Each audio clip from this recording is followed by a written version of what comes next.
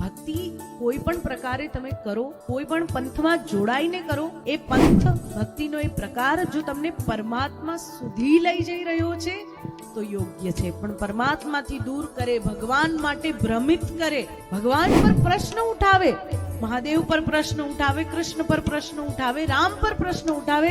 અરે જરા વાંચો, શાસ્ત્ર વાંચો. ના ખબર પડતી હોય તો કોઈ જ્ઞાની સંત પાસે જાઓ અને પૂછો અને પછી કમેન્ટ કરો. અને તાળી પાડવામાં બહુ વિચાર કરવાનો. હા, લોકોને તાળી આમ તો ફટાફટ આમ બે શબ્દ સારા બોલ્યા નથી કે કીર્તનમાં તાળી નથી પડતી, પણ કોકની વાવા કરવામાં કેમ કે એમને સારું લાગે, મોટા માણસ છે ને, પણ શબ્દ જોઈને તાળી પાડવી જોઈએ.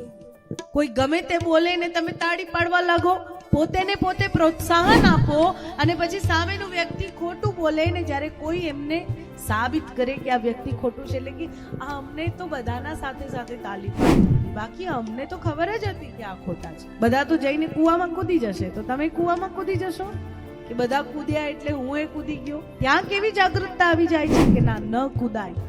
એટલે એટલી જાગૃતતા રાખવી કે આપણા પરમાત્મા પોતે આ સનાતન ધર્મની પુનર્સ્થાપના માટે, કોઈ નવા ધર્મની સ્થાપના માટે નહીં, પુનર્સ્થાપના માટે અવતાર ધારણ કરે છે.